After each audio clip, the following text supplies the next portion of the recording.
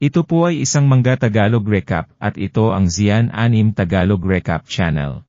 Wake to Overpowered MC, magandang umaga sa inyong lahat at ngayon ay meron po tayong isang magandang manga recap na puno ng aksyon at fantasya kung saan ang ating bida ay batang nagmula sa magulo at masalimuot na lugar ng mga mahihirap at kung saan ay mapatay. Ang makapatay ay isang ordinaryong laban ng kanilang buhay sa pang-araw-araw at siya ay patuloy na lumalaban ng may determinasyon at katatagan kasama ang isang AI.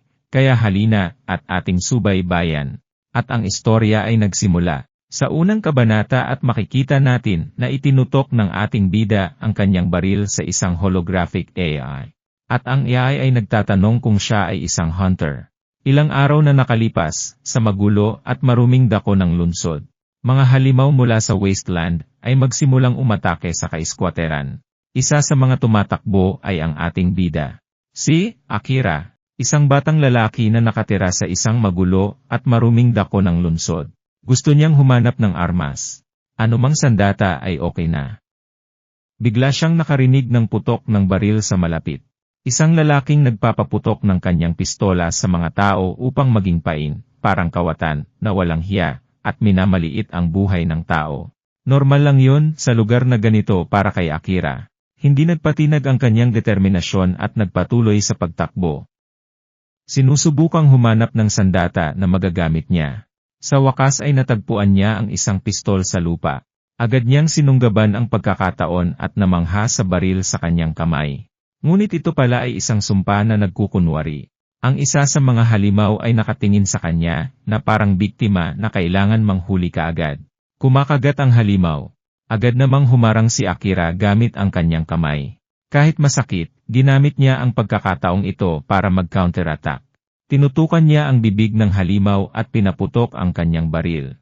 Nang akala niya ay ginawa niya ito, may nagpaputok sa ulo ng halimaw. Ito ay isang hunter. Sa halip na tulungan siya, masungit siyang kumilos at sinabihan si Akira na huwag hawakan ang bangkay ng halimaw. Inutusan niya si Akira na ibaba ang baril at tumakbo. Ngunit sa halip ay kinuha ni Akira ang baril at tumakbo palayo sa kanya. Maaari rin siyang maging hunter at magtagumpay na guminhawa sa buhay. Kung saan siya naroroon ay tinatawag na Kugayama City. Isang lugar kung saan naninirahan ang mga mayayaman sa loob ng mga pader na pinangangalagaan mula sa panganib ng wasteland. Habang komportableng nakaupo ang mga mayayaman, ang mga mahihirap na tulad niya ay nakatira sa slum town, na nasa tabi lang ng wasteland. Alinman ay mapalad kang mabuhay o mamatay doon. Ang tanging pagpipilian na mayroon sila ay kumita ng pera sa pamamagitan ng pagiging isang hunter.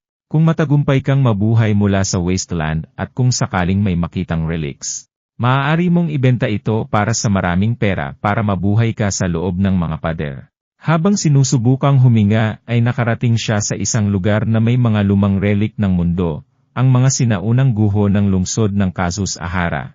Na ang ibig sabihin ay ang lugar ng sirang lungsod, ay napakaganda ng estilo ng sining. Hindi ako nagsisisi na gumawa ng recap para sa ganitong uri ng estilo ng sining. Bumalik sa ating kwento, si Akira ay nagpunta sa sinaunang guho. Nasa kanya rin ang hunter's ID niya. Ito na ang araw na siya ay aahon. Ngunit ang isang bayani ay laging may mga problema para sa kanila upang umangat sa tuktok. Hinawakan ng isang lalaki ang kamay niya. Hinawakan kaagad ni Akira ang kanyang pistol, ngunit napapalibutan na siya ng mga baril na nakatutok sa kanyang ulo ng mga bandido. Failed hunters malamang. Tapos pinagpapalo siya. Ito ay isang piraso ng papel na ibinigay ng opisina sa lahat ng taong na gustong magparehistro. Patuloy nila siyang binugbog at kinukutya sa kagustuhang maging mga ngaso. Na dumudugo ang kanyang ilong, sa halip na magpanik o kumilos na parang isang batang babae.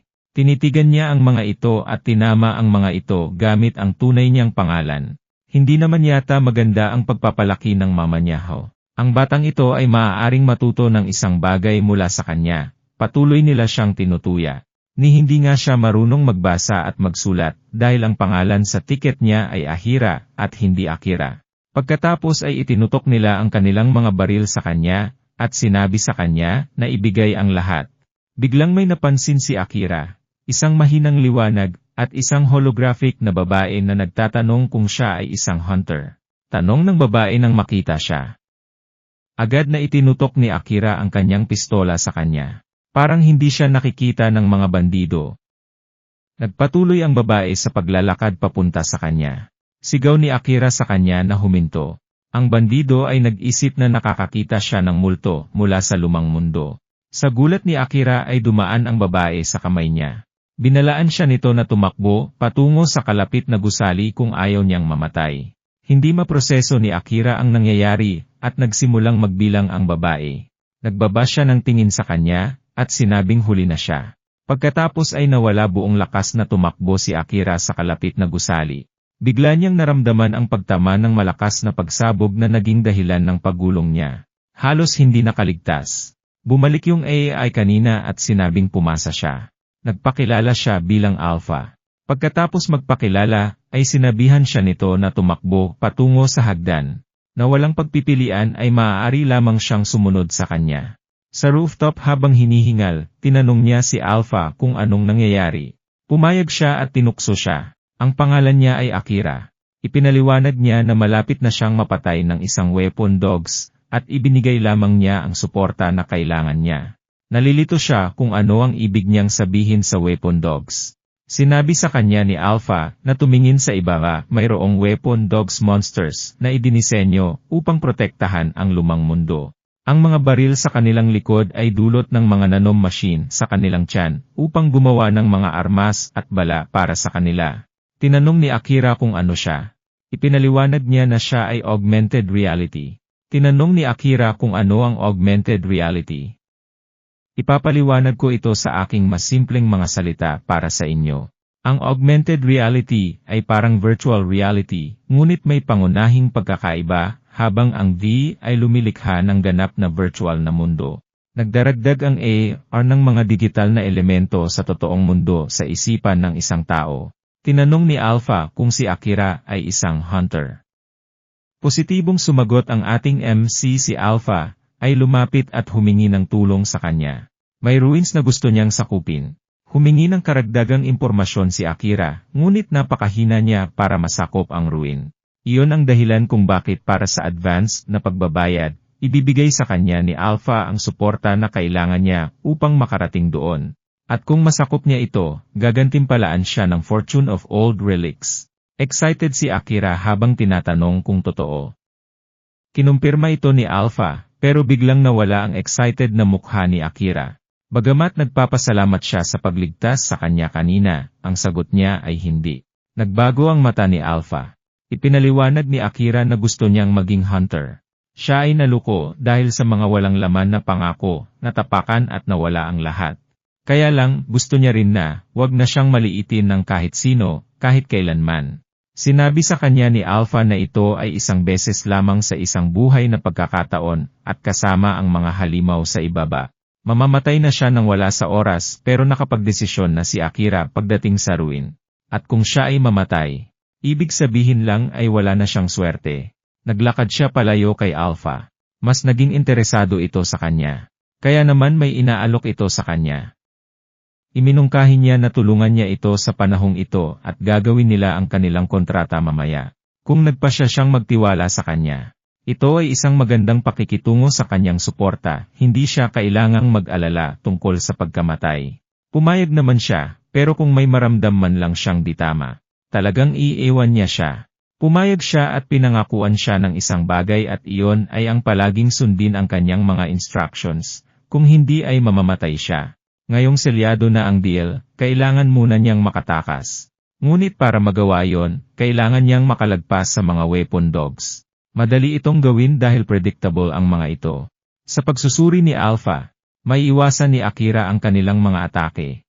Inakay siya ni Alpha pababa ng hagdan para iwasan ang mga weapon dogs. Kitang-kita niya ang mga weapon dogs ngayong nasa ibaba na sila.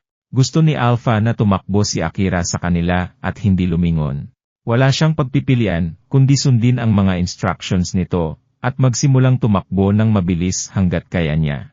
Kasabay ang mga weapon dogs sa likuran niya. Kung naranasan mo ng habulin ng aso, isipin mo na lang na tumatakbo ka. Ang adrenaline niya sa isang malaking aso, na may mga sandata sa likod. Habang naisip niya na mamamatay na siya. Nagpakitang tao si Alpha, at nagsilbing pain para makaabala sa kanila. She dodged their bullets, na parang sumasayaw. Nagdudulot ng malawakang pagkawasak sa paligid. Sa kanilang patuloy na pagpapaputok, ang kanilang mga bala ay naubusan. Tapos biglang may sumabog na naman. Mahilig yata ang Japan sa mga pasabog. Ngayon ay may lumitaw na isang higanteng weapon dog, na pinapatay ang kanyang sariling uri. Lumapit siya sa mga ito gamit ang nagbabantang mga mata. Lumitaw ang isang dambuhalang halimaw, tinanong ni Akira si Alpha. Anong nangyayari? Habang tumatakbo, sinabi sa kanya ni Alpha na bibigyan niya siya ng mas tumpak na impormasyon. Kung magdadalawang isip lang siya mamamatay na siya.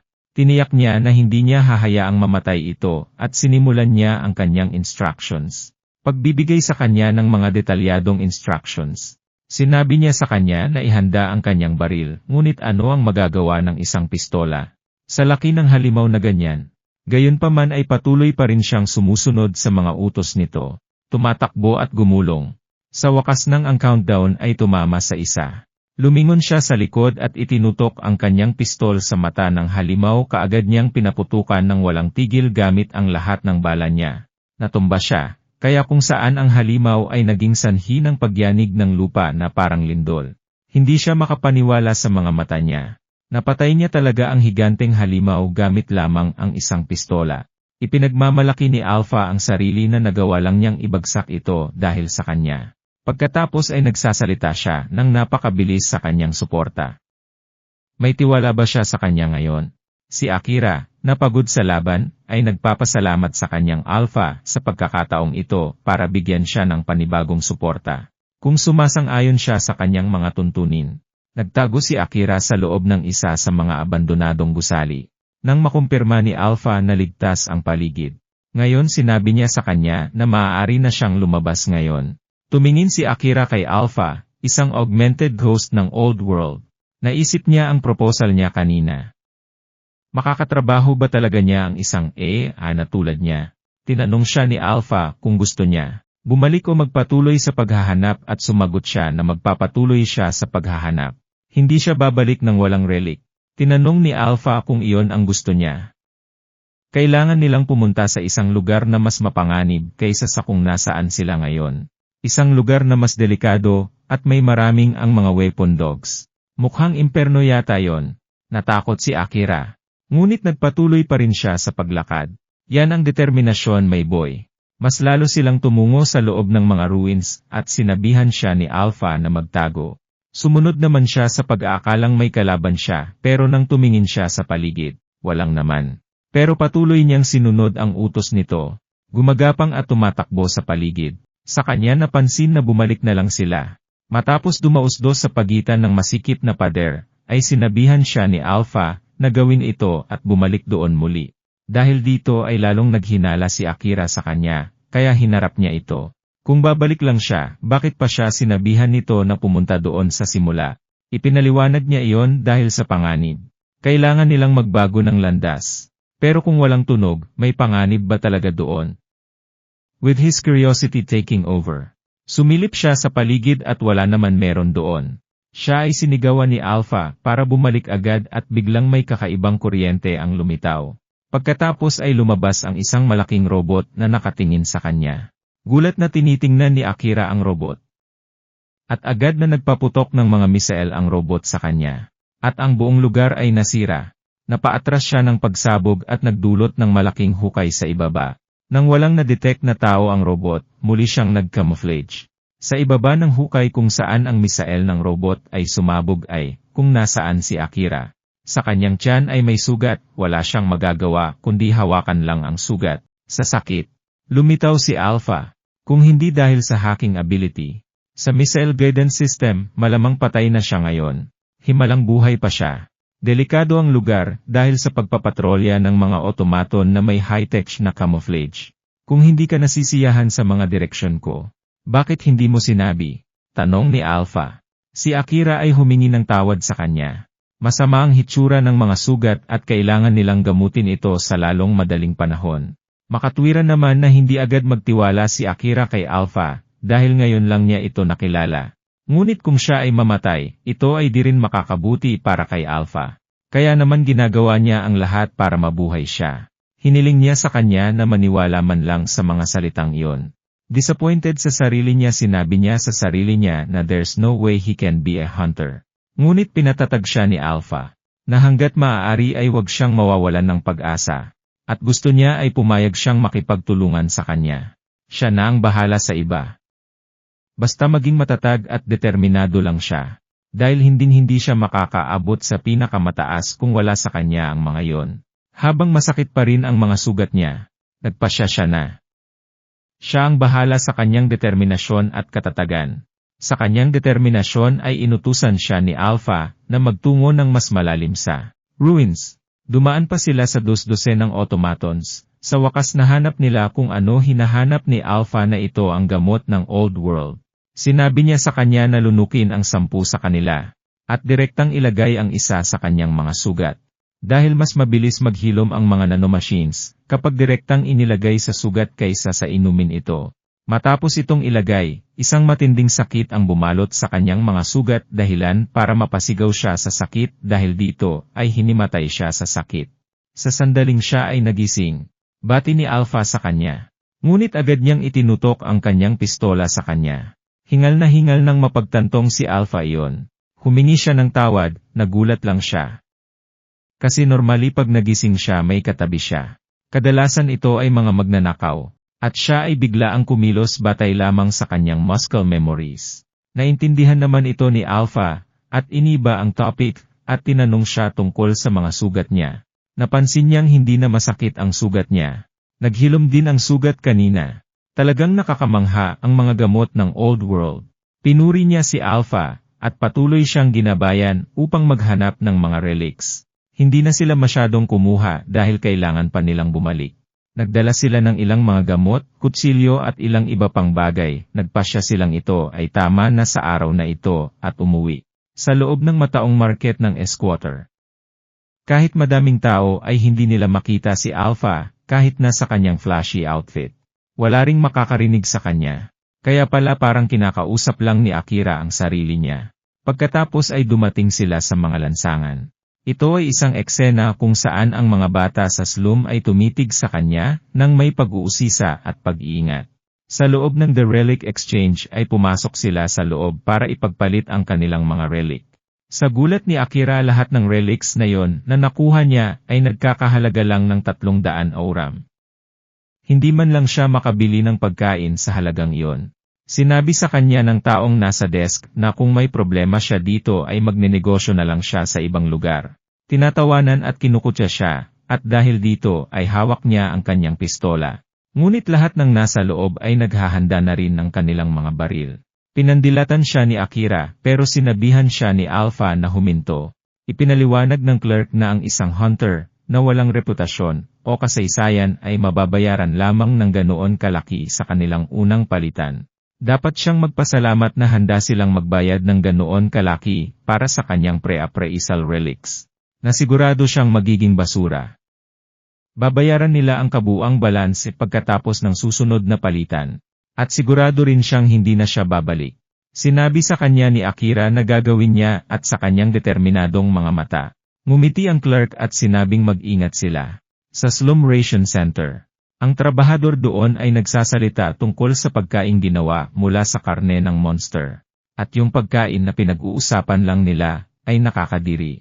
Ay kinakain ni Akira. Binalaan siya ni Alpha tungkol sa kaduda-dudang sangkap sa pagkain. Pero alam na ito ni Akira at wala siyang choice kundi kumain dahil walang-wala nga siya. Since wala-walang siya, nais ng Alpha na magtipon sila ng higit pang mga relics. Dahil mayroon pa siyang panahon ng pagsubok para tulungan siya sa mga ruins ng bayan ng Kuzuhara. Tinitigan ni Akira ang bagong damit ni Alpha at tinanong kung bakit siya nagpalit.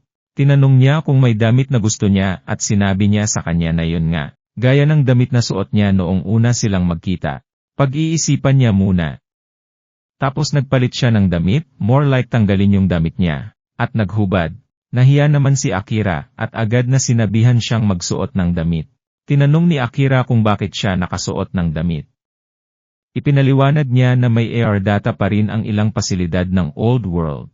Kaya nahijack niya ang system na yon para i-broadcast ang kanyang visual na data sa isang malawak na lugar, kaya naman madali siyang makikita ng sinumang may kagamitan para makakita ng air data. Kaya naman nagsuot siya ng damit para makakuha ng reaksyon ng mga taong iyon. Nakuha naman agad ni Akira ang sinabi nito, ibig sabihin niya na may malapit na mayroong mga kagamitan na makakakita sa kanya. Kinumpirma ito ni Alpha at binalaan siya na huwag lumingon kahit anong mangyari. Dahil pinapanood nila sila habang nagsasalita sila. Ito ay dalawang lalaking hunter at mga bihasa at may kumpletong equipment. Sinusundan siya ng mga ito habang nakadistansya. Kinabahan si Akira. Nang marinig niya ito, naisip niya na isa lang itong hindi pagkakaunawaan. Sinong hahabol sa kanya? Either nakita nila siyang nakikipagpalitan ng relics niya kanina, o may nagsabi sa kanila kahit na ano. Hinahabol nila ang kanyang relics. Kung hindi niya tratuhin ang mga ito bilang mga kaaway, mamamatay siya. Maaari lang siyang magmura, to think na haharapin din niya ang mga hunters sa loob ng building. Tanong niya. Kung gayon, paano? Lalayo ba siya? Pero sabi ni Alpha, ay hindi dahil lalabanan niya ang mga ito. Ngunit nag-aalala si Akira dahil sila ay mga bihasang hunter at kumpleto sa gamit. Ngunit tiniyak sa kanya ni Alpha na magagawa niya ito sa kanyang suporta. Kaya naman dapat gumawa siya ng kontrata sa kanya. Pinag-isipan ito ni Akira at sinabing pag-iisipan niya ito pagkatapos nilang matapos. Kahit matigas ang ulo niya, ipapakita sa kanya ni Alpha kung gaano kahanga-hanga ang kanyang support. Nag-aalala pa rin si Akira. Pinapanatag siya ni Alpha kung hindi niya kayang pagtagumpayan ang isang bagay na tulad nito. Paano siya magiging pinakamalakas? Sinabihan siya ni Alpha na ihanda ang sarili at ihanda ang kanyang katatagan at determinasyon dahil iyon lang ang kailangan niya upang malampasan ito.